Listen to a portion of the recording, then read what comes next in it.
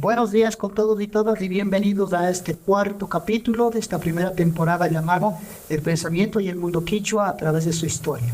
En esta mañana compartiremos este diálogo con dos compañeras nuestras de la Universidad Católica, la doctora Adriana Pacheco y Carolina Larco, dos historiadoras conocedoras del tema que abordaremos en esta mañana. Esta es una producción entre la Pontificia Universidad Católica del Ecuador y APA TV.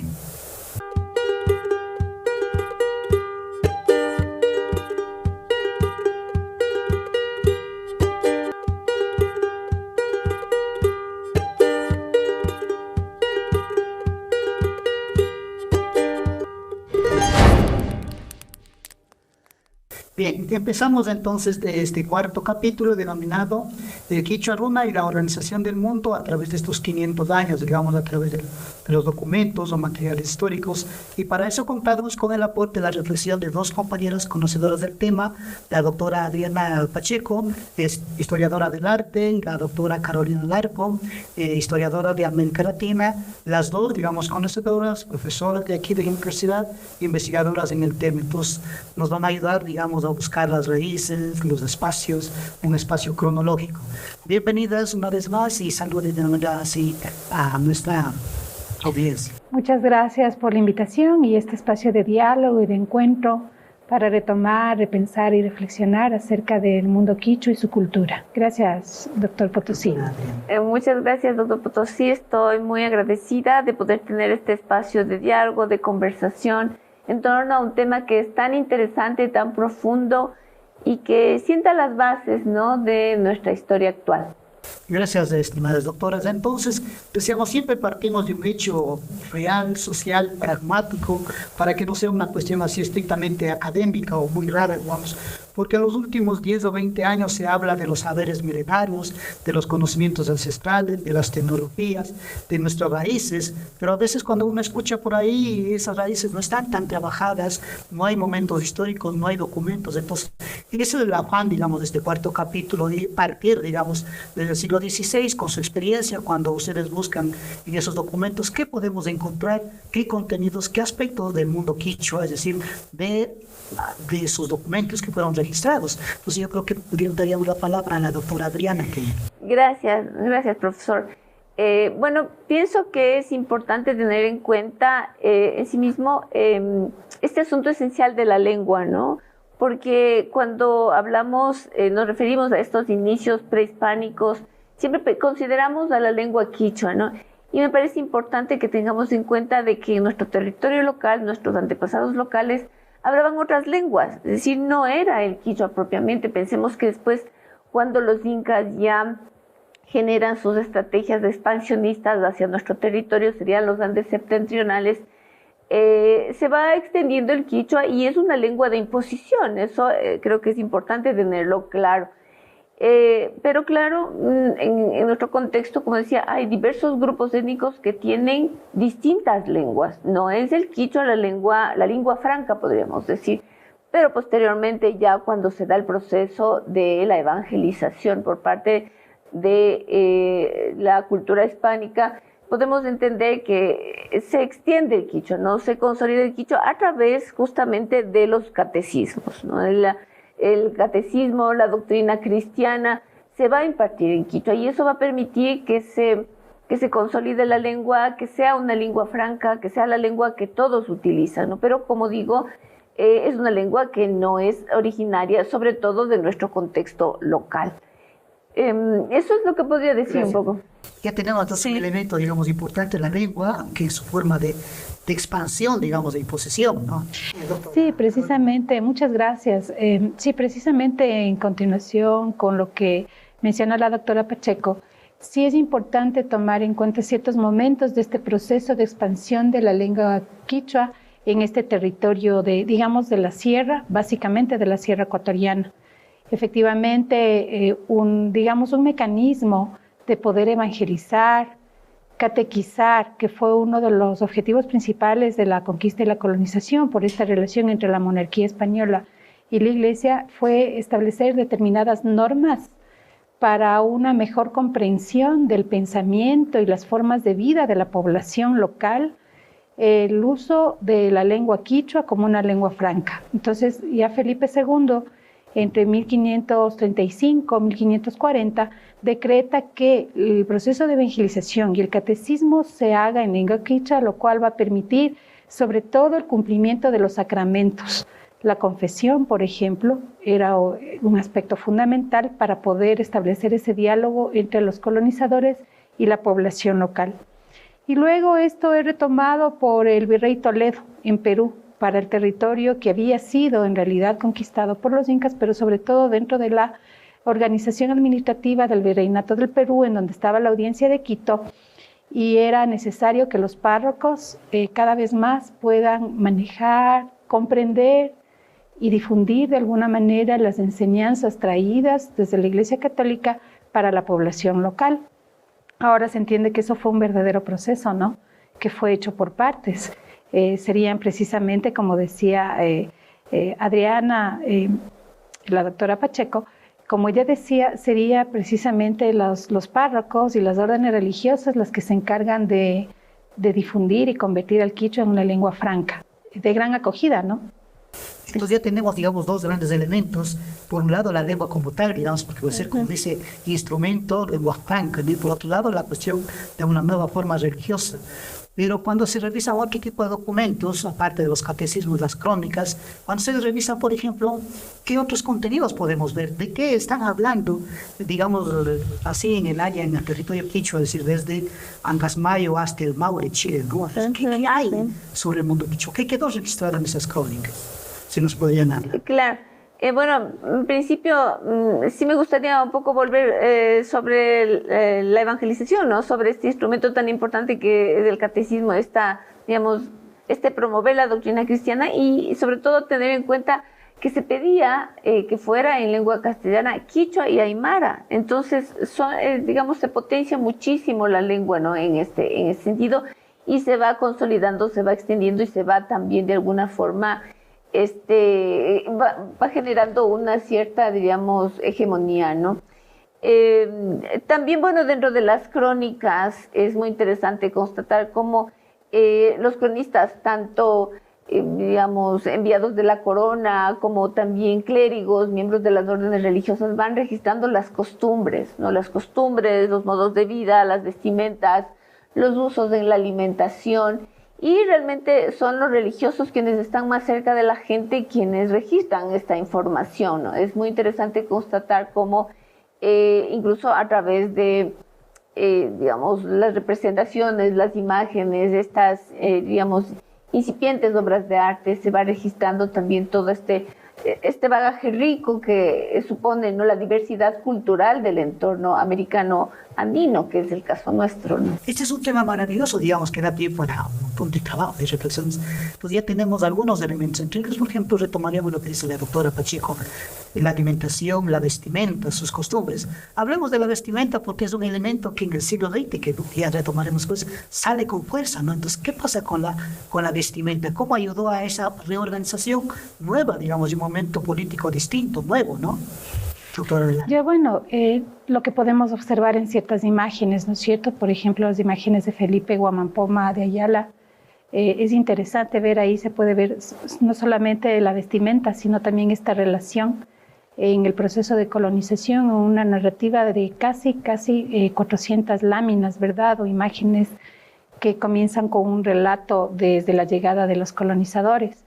¿Qué es lo que se puede ver? Y con respecto a la vestimenta, me parece que es muy importante y sería magnífico desde los estudios históricos poder retomar esta beta de estudio y de análisis, puesto que, dados los distintos relatos y crónicas, los colonizadores también participan en lo que sería la introducción o la usanza de determinados vestidos, porque cabe decir que el hecho, por ejemplo, de tapar el cuerpo estaba relacionado con una nueva moral, que era una moral religiosa, católico-cristiana, en donde el cuerpo es concebido desde otra perspectiva, ¿verdad? Entonces, creo que la vestimenta da mucho por investigar. ¿Qué es lo que se usa? ¿Cuál es la influencia? Hay distintas vertientes que dicen que, bueno, que a través de la influencia de la iglesia andaluza, por ejemplo, se introdujeron determinados trajes que luego son apropiados, asimilados y que todavía se conservan en el mundo indígena y que derivan de, por ejemplo, las faldas, las blusas, el calzado, el nombre del calzado llamado alpargatas, que tiene ciertas raíces que provienen del mundo hispánico. Entonces, eso a lo largo del tiempo es asimilado. Yo diría que en un proceso también de asimilación, de apropiación y de elemento de identidad de las comunidades indígenas que ya lo hacen suyo, lo reconocen como propio y que además la sociedad, que es de pronto mestiza, blanco-mestiza, también la atribuye como una vestimenta propia del mundo indígena. Entonces, habría que hacer todo un estudio. Quizás Adriana nos podría comentar algo más de lo que se ve en las imágenes acerca de la vestimenta, ¿no? Sí. Siglo XVII o XVIII. Sí. Sobre todo, me parece importante también recalcar en este asunto de la vestimenta el asunto de la técnica para el trabajo de los tejidos, ¿no? Es decir, la procedencia de la lana. Por ejemplo, ustedes saben que los ovinos no eran animales que eran propios del mundo andino. Más bien tenemos, las llaman los camélidos.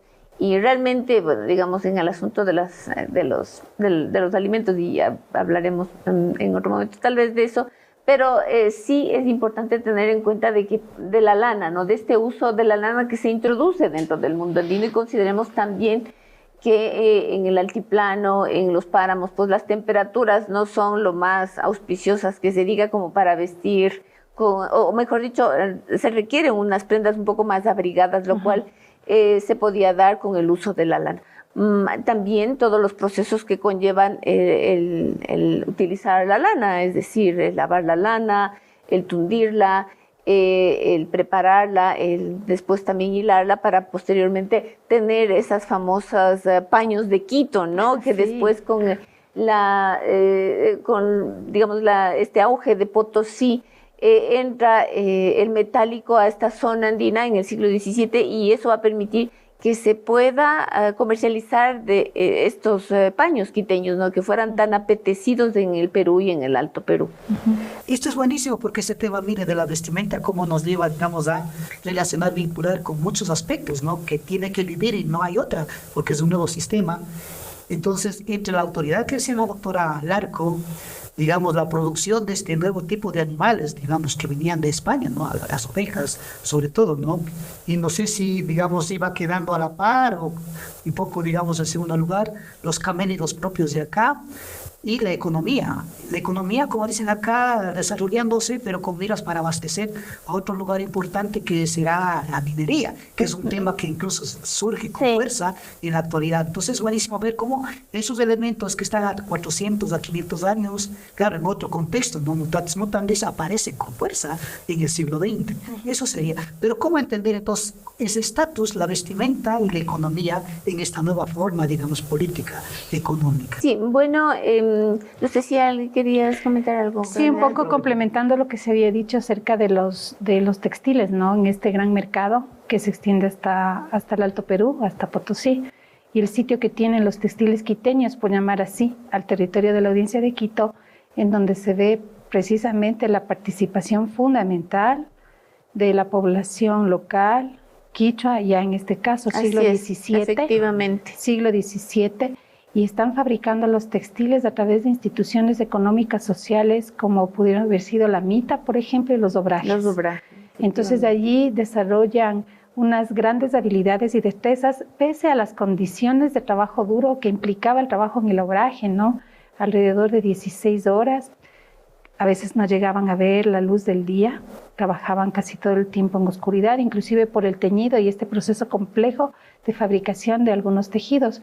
Entonces, la población quichua fundamental para la producción textilera, ¿no? Y para el auge de la economía quiteña que estuvo vigente durante todo el siglo XVII.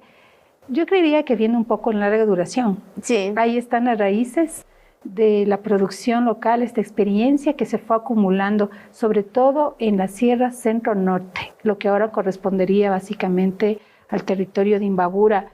Ahí hay distintas localidades, también había en Pichincha, por supuesto, pero ahí están los núcleos de esta economía textilera que se produjo a gran escala y que logra un mercado andino que hasta ahora no lo hemos vuelto a restituir. Sí. Esto da pie para pensar, digamos, que sobre la marcha van surgiendo una serie de ideas importantes, ¿no? Entonces, mire, acaba de decir la doctora Larco que el obraje implicó duro, ¿no? Trabajo duro, es casi esclavos, esclavizados, digamos. Y como en el siglo XX va a aparecer justamente este elemento del trabajo de obraje, digamos, de textilería como una muestra de protesta social que de César Dávila Andrade, su boletín y elegía de las mitas, por ejemplo, digamos, cómo se toma esta cosa de siglos atrás. Entonces, sería bueno, pero ¿cuál es el rol de ciertas autoridades quichuas que entran en este nuevo juego? De los textiles, de transportar, de vender, de posicionarse. ¿Se puede hablar de eso, de una apropiación y un espacio, digamos, de distinción? De autoridades quichuas, sobre todo. Sí, por supuesto que sí, claro, en el mundo ya hispánico propiamente dicho, ¿no? Diríamos en el contexto, como se dice, colonial o también virreinal, ¿no? Entendamos que es el momento del 17, 18, cuando estamos en el pleno auge de los virreinatos americanos, ¿no? Y nosotros primero estuvimos, digamos, sufragáneos de Lima y posteriormente de la Nueva Granada. Ahí me parece importante decir también sí, como dentro del mundo quichua ya propiamente dicho, dentro de esta consolidación, en este proceso también, como bien dice la profesora Larco, de larga duración, encontramos que hay muchos personajes quichuas, muchos señores otrora étnicos, que controlan, que tienen poder, que tienen el manejo de estas fuentes de trabajo, diríamos, y que incluso llegan a apropiarse. Hemos hablado tal vez de esta casi esclavización, pero hay muchos señores étnicos, muchos hombres quechuas que van a esclavizar a otros de alguna forma, ¿no? Hay este famoso trabajo de Karen Powers que se llama Prendas con Pies, ¿no? Entonces, muchos indígenas van a salir desde sus entornos, desde sus pueblos, evadiendo cobros de tributo, y claro, hay señores étnicos como Sancho Acho de Velasco en la Tacunga, que va a retener ahí a su gente, ¿no? Va a de alguna forma tenerlos como esclavizados. Entonces yo creo que es súper importante tener en cuenta cómo se trata de un momento histórico bien complejo, en el que no podemos hablar solamente de que se trata de una población, la quichua en este caso, que está sometida y esclavizada, sino que también aprovecha, ¿no?, de las oportunidades para volverse, digamos, muy capaz de ubicarse de una manera muy provechosa dentro de este entramado complejo social, ¿no? Pensemos, por ejemplo, en la urbe quiteña, como los que manejan, diríamos, una parte súper importante de el crecimiento urbano, de la construcción urbana, son indígenas, ¿no? Son los que van a ser no solamente albañiles, sino constructores, arquitectos formados en manos de los miembros de las órdenes religiosas, y sobre todo son quienes van a tener a cargo los talleres quiteños, los talleres de arte, como les llamamos ahora, ¿no? En su momento era un arte religioso, porque de esa manera es como se conservaba.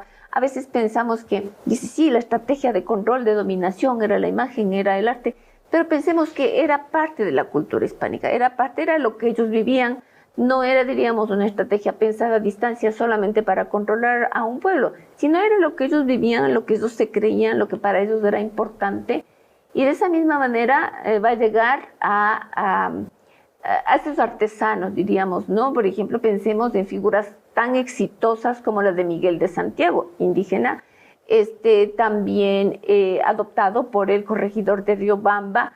Él va a tener uno de los talleres más exitosos, que elabora una obra verdaderamente delicada, con unas composiciones muy bien logradas. Podemos tener en cuenta la vida de San Agustín, por ejemplo, la serie de la vida de San Agustín, también la serie de la doctrina cristiana en San Francisco, donde encontramos esa amalgama de lo que ya habíamos dicho, ¿no? Esta enseñanza de la doctrina cristiana dirigida para los jóvenes franciscanos. Entonces, la imagen, la palabra y la música son herramientas importantes que van a estar entre esta dinámica del ejercicio de la fe, de la enseñanza, pero también van a ser parte ya de la dinámica de la sociedad colonial. Es decir, ¿quiénes son los que manejan el arte? Los indígenas. ¿Quiénes manejan la música? Los indígenas.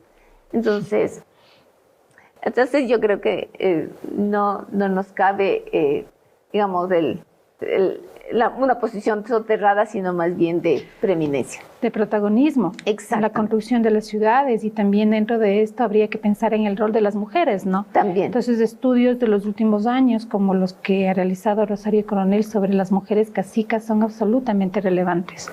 Porque vamos a encontrar que las cacicas tienen un lugar de empoderamiento en sus sitios, en su territorio, en su localidad, que inclusive a través de su inteligencia, su preparación, el conocimiento del lugar, llegan a casos de litigación por el tema de las herencias y de las tierras, y capaces de litigar inclusive con personas que en la época eran consideradas como muy probas en términos de derechos, del derecho, digamos, occidental, y que les permite quizás matizar y de alguna manera revertir instituciones como el mayorazgo, que había sido derivado del derecho castellano, implementado en el derecho indiano, y que consistía que las herencias se daban en primer lugar en este derecho castellano a los hombres mayores, hijos mayores. Las mujeres cacicas logran revertir esa figura del mayorazgo, puesto que por tradición en algunas comunidades las primeras herederas eran las mujeres, entonces logran cambiar esa figura, lo que significa el hecho concreto de que son mujeres empoderadas, ¿no? Gracias. Entonces hemos llegado a esta primera parte. Ya mismo nos vamos a un espacio publicitario. Diríamos de una manera muy rápida, el siglo XVII-XVIII ya se ha quichuizado, digamos, nuestra área actual que llamamos Ecuador. La fe católica ya es parte, digamos, se ha apropiado de las cuestiones económicas distintas, entre ellos de la cuestión textilería, la cuestión de la religión, la cuestión del arte, tanto y la escultura, digamos, mencionado aquí las doctoras, y la música, que es otro elemento que retomaremos cuando volvamos de este breve espacio publicitario. Muchas gracias, queridos compañeros que nos miran.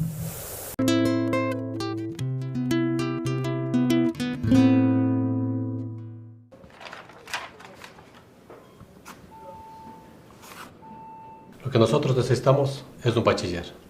Te agradezco por haber venido. Lo lamento mucho. Que tenga buen día. Discúlpeme, pero no puedo recibirle en esta empresa porque usted ni siquiera es bachiller, solamente tiene segundo curso. Tienes el ejercicio 19. Sí. Llank'aykuna kikinman mana samukpika kikinpa yuyayta kallari. Yachakuytarapas yachakuy.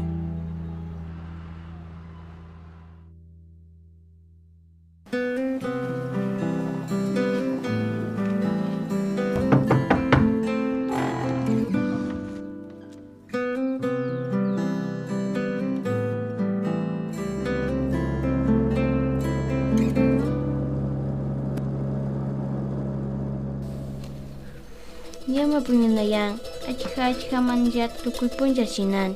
Ucha llankay. Llankanata yachahuchunmi kachamurkataytakunaka. Kamba kawsaypallata miyari. Ucha shinanki, mikuna illa kidankimanra. Wawakunama llankaykunata yachachiwan. Wawakunata shinchi llankachikunawanqa ama pantapaychichu. Wawakunaka pukllaykunamantallami sayajuna.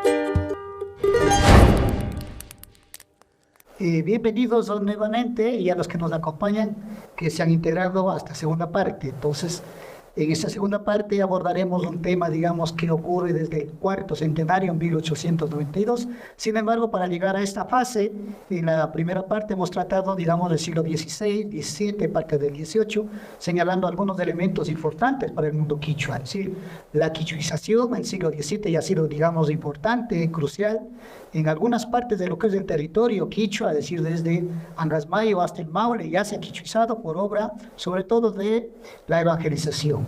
distintas autoridades, distintos personajes quichuas están inmersos, vinculados a los distintos quehaceres, que es la producción textil, la cuestión del arte, la cuestión religiosa, la cuestión musical, el poder. Dentro del poder, pues no solamente están, digamos, los hombres quichuas, sino también las mujeres quichuas, generalmente viudas, que, digamos, van a heredar y por no perder, digamos, ese espacio político, tendrán que luchar con una fuerza, sobre todo dialéctica, digamos, retórica, tendrán que conocer las leyes del Código Indiano, les permitirá entrar en escenario en este nuevo proceso. Entonces ahora continuamos con las doctoras Adriana Pacheco y Carolina Largo, dos profesoras de la Universidad Católica, conocedoras de este mundo histórico, de la historia del arte y de la historia de América Latina. Continuamos entonces. Entonces, 1892, ¿qué podríamos decir? Sí, muchas gracias. Bueno, aquí hay ya algunos acontecimientos y procesos que se están gestando en el siglo XIX. Uno de ellos, ya hacia finales del XIX, la construcción de las naciones en América Latina, un poco siguiendo el modelo europeo, pero también es una mirada hacia adentro de los territorios y el cómo repensarse como sociedades hacia la idea de la construcción de la nación. Esos procesos no son fáciles y en el mundo andino quizás son más complejos por el hecho de que las poblaciones de origen local son grandes, con quienes habrá muchas veces que consensuar o quizás someter también dentro de los estados nacionales. Y también se recibe la influencia de corrientes externas, como por ejemplo el retomar la idea del hispanismo, una vez que casi todos los territorios de las ex colonias en América han sido perdidas. Hay una fuerte vigencia del pensamiento hispanista que es como un retomar la idea del imperio español, pero en el plano de lo simbólico. Quizás todavía un poco ajenos al ideario del hispanismo como configuración de las naciones, que les van a llamar hispánicas, aunque también ya está en juego el concepto de América Latina. Una mirada a puertas adentro con los gobiernos liberales, especialmente a partir del gobierno de Eloy Alfaro, se va a tener una mirada desde el liberalismo como un poco más incluyente de la nación y de la población quichua, también de la población mestiza, por supuesto, a través de procesos educativos. Cómo pensar la educación para una mayor inclusión, al menos esto decretado, escrito en los papeles, porque vemos que el proceso de inclusión solamente mayor al mundo andino va a ser solamente a finales del siglo XX, ¿no? Con la educación intercultural bilingüe y todos estos procesos a los que ya nos referiremos. Pero hay algo interesante que tomar en cuenta en el gobierno de los gobiernos liberales, básicamente de Alfaro, como había dicho, son las leyes de protección de indios, ¿no? Y la posibilidad de que se haga algunas demandas desde la población indígena al gobierno. Eso, como señalan autoras como Kim Clark, es apropiada por la población indígena y establecen mecanismos y nexos directos de comunicación desde las localidades, según las necesidades y problemas de la población indígena, por llamar así, con el gobierno de Alfaro, en donde de pronto se encuentran algunas respuestas, unas vías de comunicación interesantes. De ahí los procesos organizativos, yo diría que en medio de las tierras de hacienda, puesto que la hacienda se reconfigura y se potencia desde finales del 19 y ya para 1920 tenemos todo un sistema de hacienda en auge con producción agrícola, en parte textil, harinera. Vamos a ver que la población está allí trabajando activamente, ¿verdad? Y luego lo interesante es que quizás del paso de 2 o 3 décadas más, hacia 1930, 1940, hay un tipo de organización política dentro de los predios de hacienda que están relacionados con el reclamo de derechos que se podría decir que son milenarios como la tierra, pero también mejores condiciones de trabajo. ¿Qué podríamos decir en el arte, doctora Pacheco? Bueno, que como todo, o sea, el arte no va divergente al proceso social, sino que es una expresión que va surgiendo propiamente desde, digamos, todas estas relaciones sociales, de todas estas tensiones, ¿no? Políticas, sociales. Entonces, a través de la imagen se aborda estas realidades, ¿no? La realidad del campo, la realidad del trabajador, no solamente del campo, sino también del obrero, ¿no? Del obrero que trabaja con el carbón, de la gente que está en la periferia de la ciudad, de la gente que está en el campo también. Entonces, surge esta, digamos, esta corriente que se ha denominado como indigenismo, ¿no?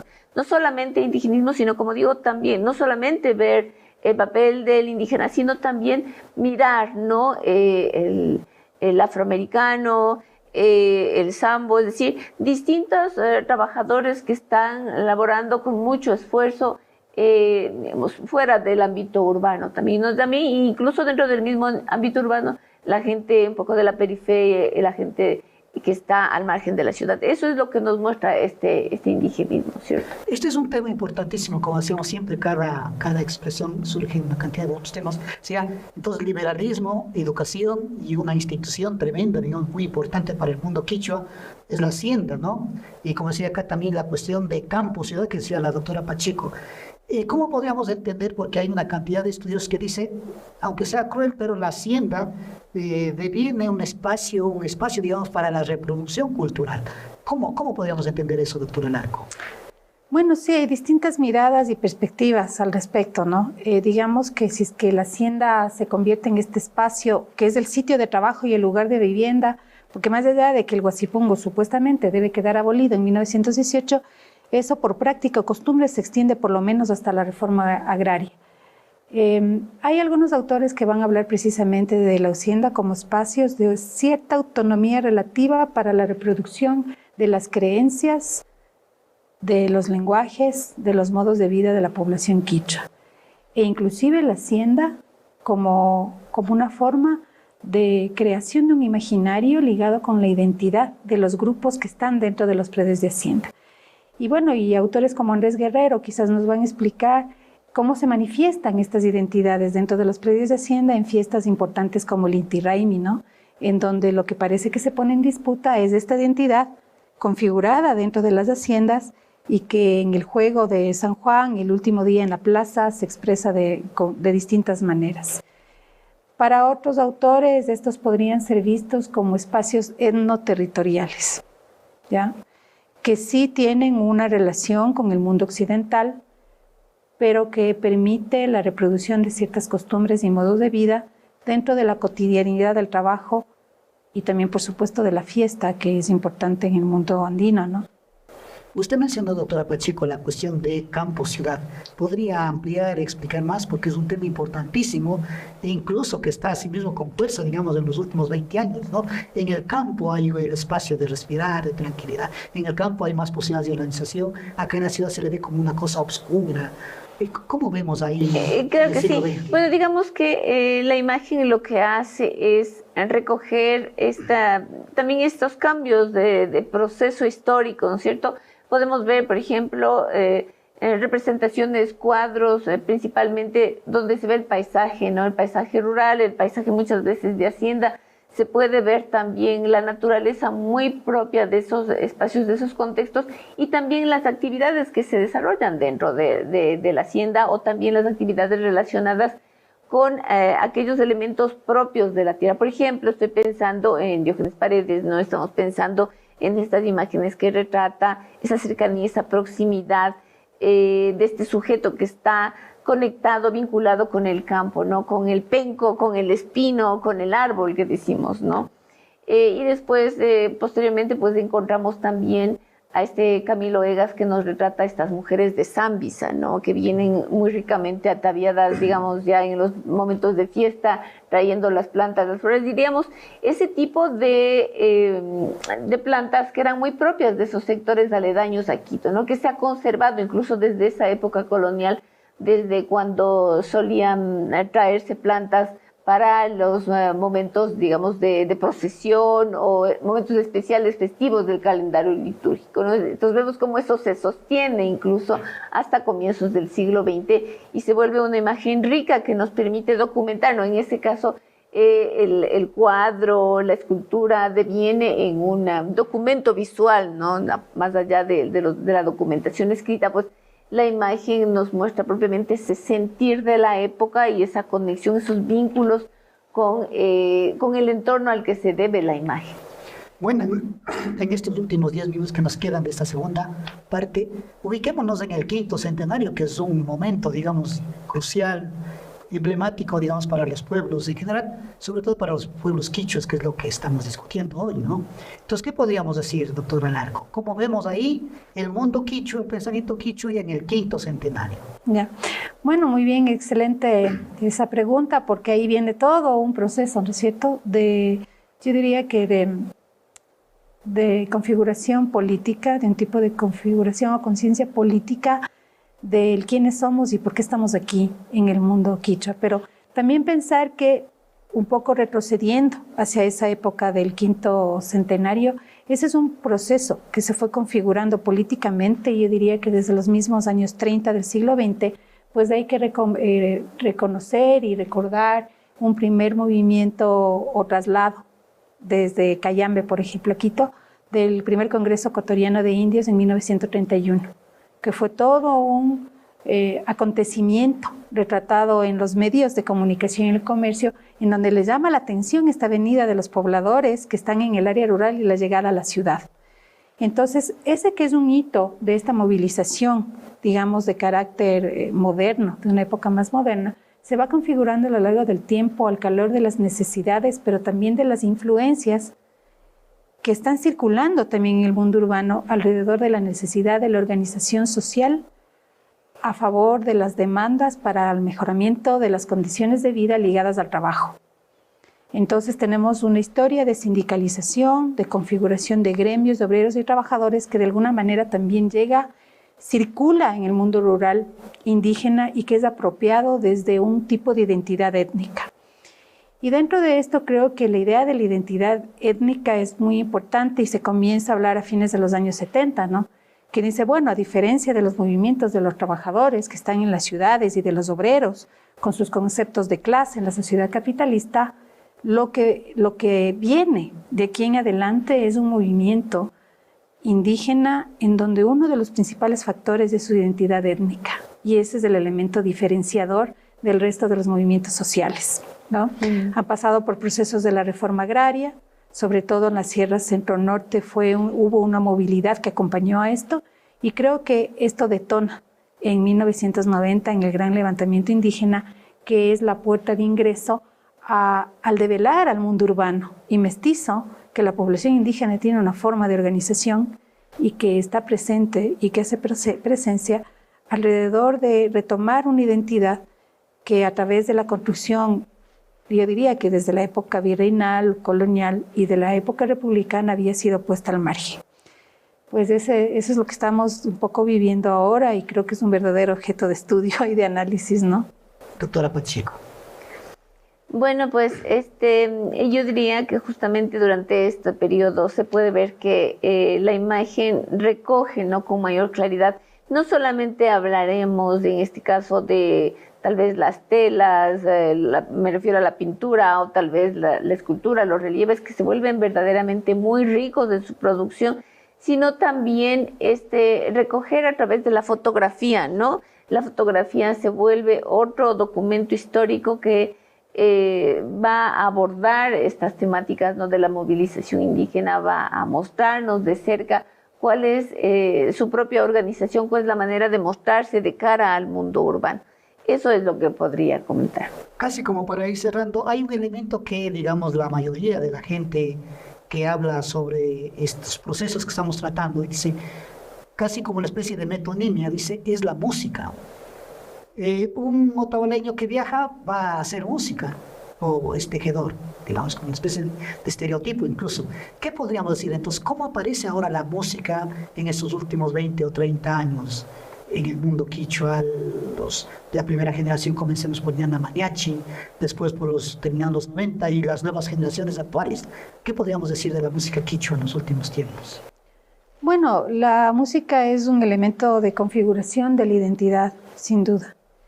Y creo que el reconocimiento de la ubicación de la música quichua en el mundo tiene un lugar que ha sido ganado por la posibilidad de movilidad también de músicos locales que van a distintas partes del mundo y que han podido promocionar la cultura también y fortalecer la cultura local a través de este tipo de expresión artística. Creo que en el siglo XXI, cuando ya hablamos de una época de globalización más pronunciada, del desarrollo de los medios de comunicación, de los intercambios culturales, esa música también está incorporando otros elementos de otras latitudes y se podría decir que es un tipo de música que conserva la identidad, inclusive la expresión en los textos, es que esta música tiene canción con texto, pero dentro de un mundo que también presenta elementos de hibridez o de hibridación cultural, y es lo que están haciendo los jóvenes, ¿verdad? de distintas ciudades de la Sierra Norte, por ejemplo, de Otavalo, que he tenido la oportunidad de poder escuchar un poco de música, que además es estudiada a veces en el mundo urbano, pues ya se habla de una música que tiene rasgos claros de una hibridez cultural, porque también ha habido jóvenes que se han ido a estudiar música en otros lugares y que han comenzado a interpretar otros instrumentos y los introducen en la música local. Y en otras lenguas y en también. otras lenguas, y mezclan, exacto, Ajá. puede ser en varias, puede ser el inglés, el español, el quichua. Eso nos habla de signos de cambios culturales, que al menos en el plano de lo simbólico la globalización funciona en términos de mayor equidad, digamos así, en el plano de lo simbólico. Doctora Pacheco. Sí, a mí me parece fascinante el asunto de la música, como decía, o sea, siempre me gusta recordar incluso los mismos orígenes, ¿no? Ver cómo dentro del contexto colonial estaba justamente, era patrimonio del mundo indígena la música, ¿no? La música que también, como bien dice la profesora Carolina, o sea, ya se apropia de unos ritmos, de unos instrumentos que provienen de otros contextos, en este caso el hispánico, ¿no? Los acabuches, las chirimías, las cajas, una gran cantidad de instrumentos. Y decir que había muchos grupos porque eran contratados en las festividades, ¿no? En los libros de cuentas de la época se puede leer claramente, ¿no? Unas buenas cantidades de dinero, ¿no? Unas sustanciosas cantidades de dinero que se destinan para pagar a los músicos, ¿no? No era un trabajo gratuito, era un trabajo pagado y se contemplaba, como digo, dentro de las cuentas. Y claro, se convocaban, es decir, a festividad que había, pues los músicos estaban presentes. Y así como, bueno, también la imagen, ¿no? Es decir, la imagen, la música, la palabra, todo era una amalgama de experiencia que hacía parte, ya podríamos decir en ese momento, de una cristiandad local, ¿no? De una cristiandad mestiza local. Bueno, ya vamos llenando, ya nos falta un par de minutos. Diríamos entonces que les agradecemos a toda nuestra gente que nos ha acompañado. Nuevamente les agradecemos por su presencia y su participación. Y diríamos entonces que en este cuarto capítulo hemos tratado sobre el quichua runa, ¿no? Es decir, el hombre quichua en su mundo, digamos, en ese proceso histórico en los últimos 500 años. Hemos visto a partir del siglo XVI cómo hay una cantidad de contenidos, digamos, la religión, la cuestión económica, la cuestión musical, la cuestión del arte, la cuestión política, la cuestión de la lengua, no ha sido un elemento que quede olvidado, se lo ha tratado como un elemento reivindicativo, incluso en los últimos años, ¿no? Y una cantidad, digamos, infinita de temas que amerita una tesis doctoral. Entonces, no se olviden, reiteramos, esta fue una producción entre la Escuela de Filosofía de la Pontificia Universidad Católica y APAC-TV. Mi nombre fue Fabián Potosí, que les ayudó a conducir este cuarto programa, y les damos la palabra para que se despidan a nuestras compañeras profesoras. Carolina. Bueno, muchas gracias al doctor Potosí por esta invitación y a mi colega y amiga, la doctora Diana Pacheco, por compartir este espacio. También a esta producción por darnos la oportunidad de una reflexión que en todo caso está abierta y que esperamos que pueda continuar con nosotros y con el público que nos está mirando, ¿no? Muchas gracias. Muchas gracias al profesor, al doctor Potosí, a la doctora Larco por esta conversación tan interesante, a APAC TV, porque realmente son temas tan necesarios de comentar y creo que podríamos estar largo tiempo conversando al respecto. Muchas gracias. Bien, entonces nos veremos en el quinto y último capítulo de esta primera temporada llamada El proceso y el mundo histórico del pensamiento quichua. Hasta luego.